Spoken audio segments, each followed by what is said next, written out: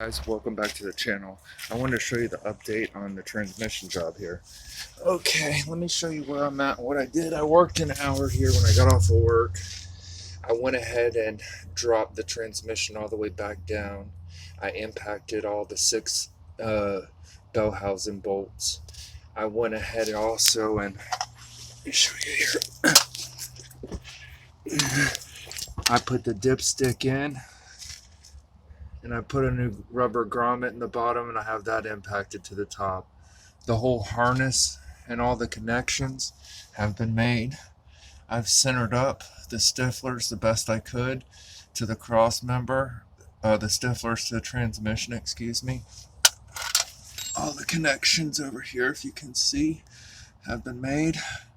Now, there's one thing I'm not really liking, and it is the shifter cable.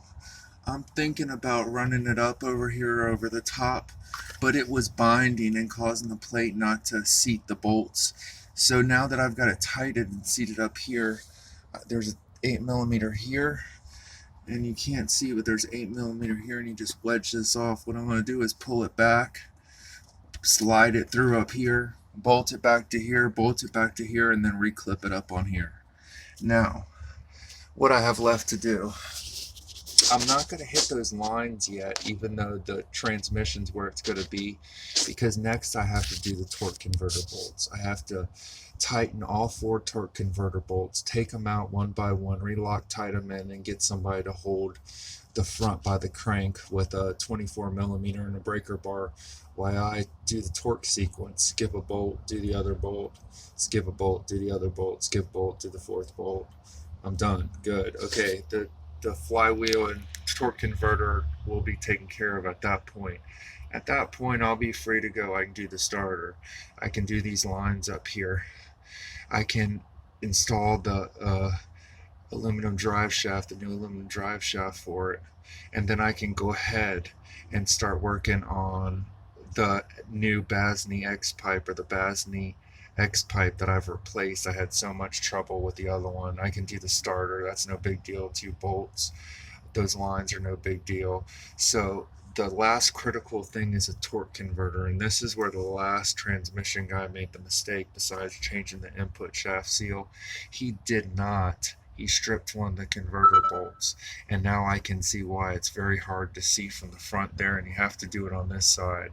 You have to be flush, you have to take your time with it and have a feel for it. He probably gobbed it up with Loctite, put it in and thought it was good and impacted it and tried to go fast in all 4 and got 3, and the last one, or the first one, didn't work. So I wanted to show you, I moved a bushing back on the stiflers. I don't know if you can see, but I got fingers in there, you know. I'm not hitting nothing. Everything looks good with that. So I'll probably just hook up this cable up above the thing, the shifter bracket. Hopefully it won't bind it. Put it too tight of in a bind from moving it up. But I don't want it to burn with the exhaust. Maybe if the exhaust is coming through and burn this cable, so I think it'd be much better going up. Other than that, I'm going to call it a night, because I don't want to thread the torque converters in dark with a light. I'd rather do this during the day. So I'm going to hold off and wait on the last little job and do the torque converter bolts, and then start going hog crazy putting this thing back together like it's no tomorrow. As always, guys, like, subscribe, and share, and keep on dreaming.